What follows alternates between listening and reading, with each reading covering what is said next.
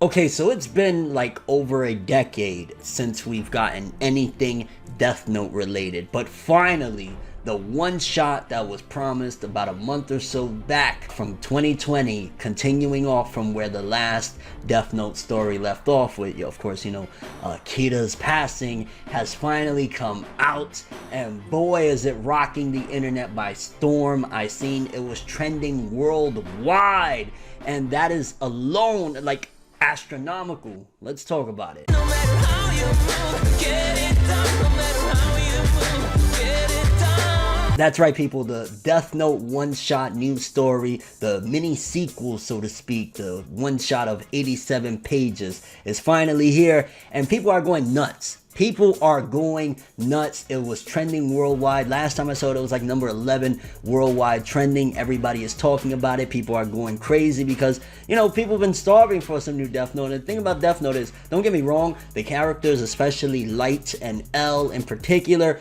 drove the story very well. But the concept itself, and of course having the Shinigamis that can continue to be around, is so rich. It's simple, but it's so put together that is like, wow, you could continue this story on and on and on as long as you have some good writers. And the original team behind Death Note came together to do this one shot, and boy did they do this one justice. I mean, again, a one shot trending worldwide, a one shot, not a like big manga chapter of like a series that people have been following for 10-15 years, a singular story sequel, so to speak, trending worldwide. Nuts. Now, in case you don't know about this, I'm gonna give a brief synopsis, and I'm gonna try to be as spoiler free as I can be, but forgive me if I say some things because I do want to talk about the nitty gritty of this Death Note story. Now, in case if you're wondering or hoping for this new guy, which his name is Minoru, I want to say, if you're hoping for him to be as evil as Light was, or as maniacal or devilish,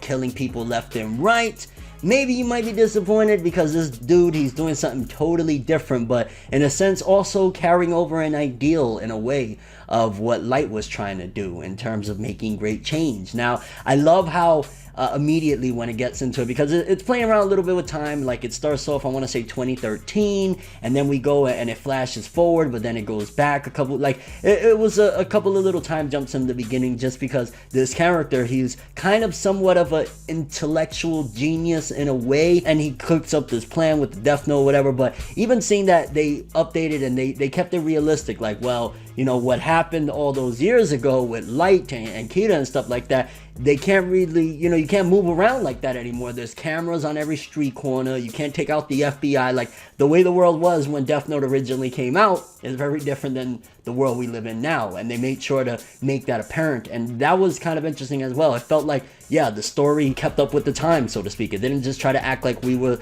in 2006 or 2007 when technology still wasn't at the point where now, you can't do anything without being traced or, seen and shit like that. So they kept that, or added that element to update the times to, well, how do you maneuver in this day and age with the Death Note? Now, Minoru, his main thing is he's selling the Death Note. He uses it. He comes up with a plan. He's like, all right, come back to me in 2 years, which I kind of didn't really understand why it took him 2 years exactly to do this. I don't know if it was because he wanted to get to that age rank for the bank or something, but either way, 2 years pass, Ryu comes back with the Death Note, and he's bidding it, auctioning it off, and the way he even constructed the plan, again, because he's like, I know, if I was to try and carry this shit out myself, they're gonna catch me like this. We are not in the old, days of Kira, and it's cool that, even in this world, like, they referred to Kira as, like, he was this mass monster. Like, he's actually in the history book. So everything that Light did, in a sense, he did cement himself. Just, of course, the media demonized him for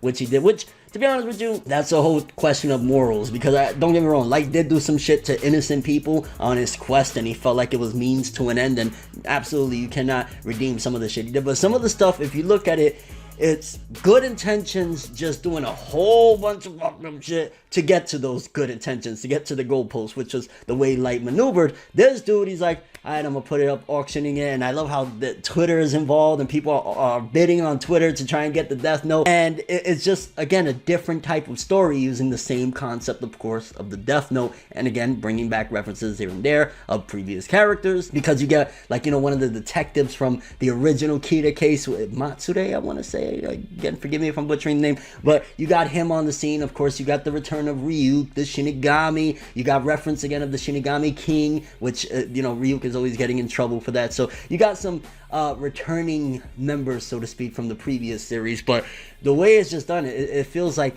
it's its own story. It's not just doing oh, this guy, he's crazy, he's killing people, yada yada.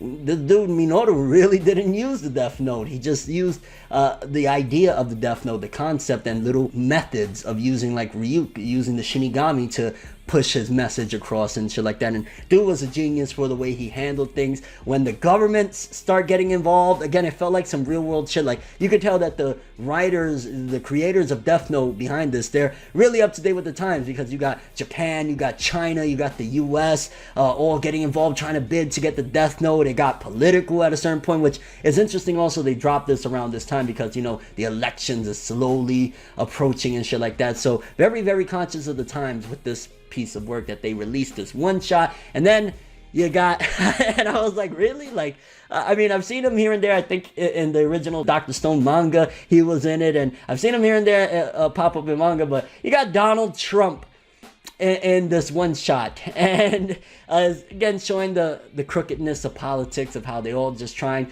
their damnedest to get their hands on the Death Note, bidding whatever, 1 trillion, 100 trillion, all sorts of numbers are being thrown. And it was funny that in the end, good old Donald Trump was the one, which, again, I'm sorry, I know I said I wouldn't really throw spoilers, but I have to talk about the ins and outs of this. Like, I was actually very, very excited to hop on camera and talk about this, and yeah, we got to talk about it. But because, of course, Ryuk getting in trouble with the king of Shinigami, saying, yo, how could you let this dude bid it out and auction it off, so to speak? Basically, he starts to add a rule where if it's bought or sold, the person that buys it, they'll die if they grab it. And this shows the ideals that the creators of Death Note have in their thoughts on Trump, I guess you could say that. Basically, he cowered out and he was like, you know, he could take the L, and then whoever is next in charge would essentially have the Death Note for the United States of America. But he's like, oh no, I don't want to die, I'll just tell them that I have the Death Note, but that's how awesome I ain't gonna use it. Which, if you think about it, wouldn't that backfire? Like, if a threat really, you know, came to them and everybody's like, yo, Donnie, just use the Death Note, and he's like,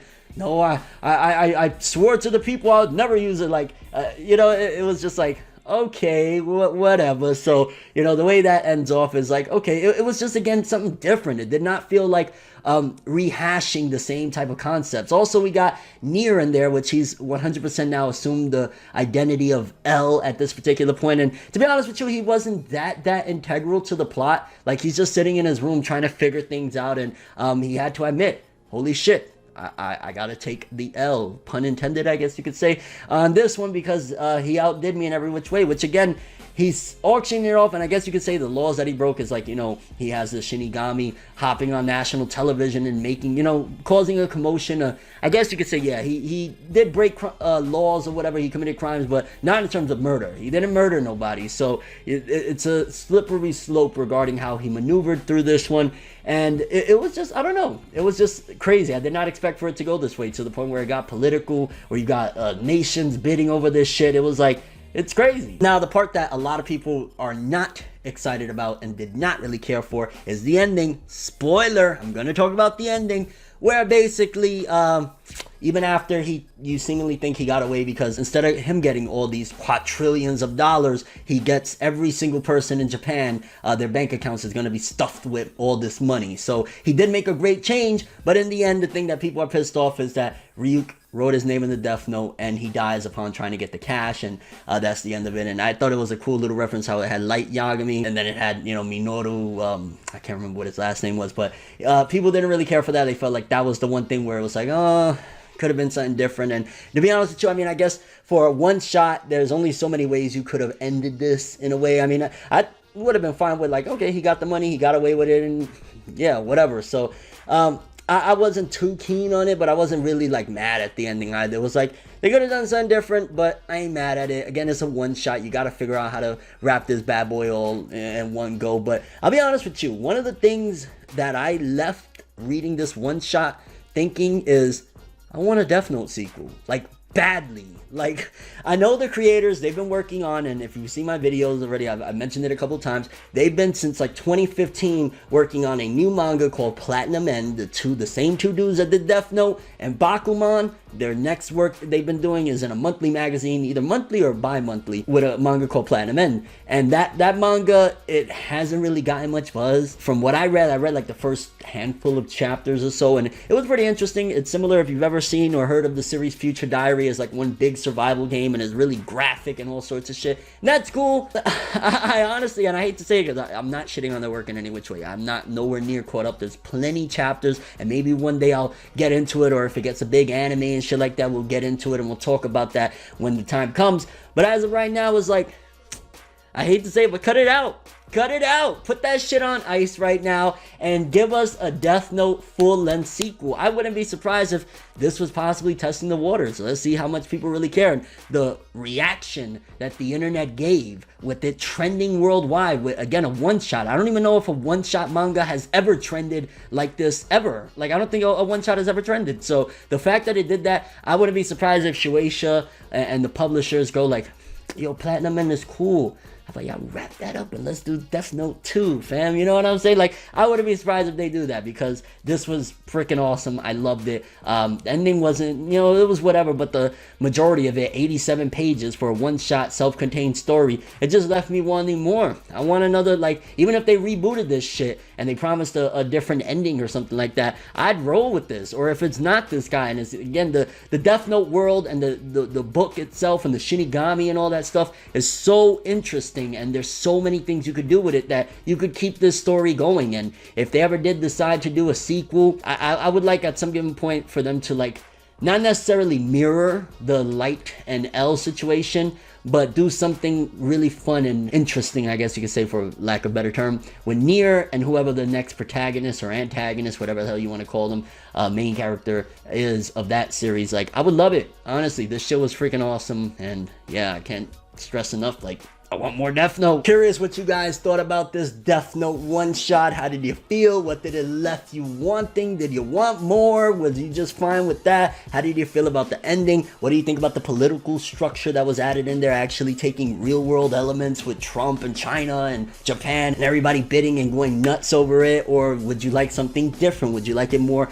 the way Death Note originally was, with, you know, the guy going crazy and murdering this one and that one? And your overall thoughts and expectations if they were to do another Death Note. I really, like, don't get me wrong, Platinum End, it might be amazing. I'm nowhere near caught up to it, but let's get more Death Note. That's all I have for this one, though. Thanks for watching. Hope you enjoyed. If you liked anything I had to say or enjoyed the video, drop me a like. I'd greatly appreciate it. And if you want more from me, make sure to subscribe. Follow me on Twitter, Instagram. Hit that bell to get all notifications. And if you want to follow any of my other social media, links, of course, in the description below. I'm ForneverWorld, and as always, people, have an awesome day. And remember the golden rule: anime and manga for life, boy. Have an awesome day. Peace in. And Obata, dudes, we love you. We love Death Note. Get back on that. Give us another go round, and it'll be nuts, and y'all, it'll print money, okay? It'll print money for you guys. I'm just saying. Have an awesome day. Everything good always comes to an end. If you stab me in my back, we can never make amends. Trying to move to acceptance, hard to accept it. Mistakes like mirrors, gotta reflect it. I don't wanna fucking leave, but I gotta leave. Leave the maybes to the crazies. Maybe one day there I go, admitting something in a subtle way. No more copies, leave without a trace. Last time, I'ma say last time. Moving on to the future, leave the memories as a pastime. Memories always feel like the worst. Letting all the past, leave it in a hearse. Sometimes I wanna lie, but I don't. Why lie when truthfully you get caught in it? Then usually it's all off and shit, uncalled for shit. Now I'm off the shit. Maybe lately what I've been facing got me crazy. No, I can't take it. Maybe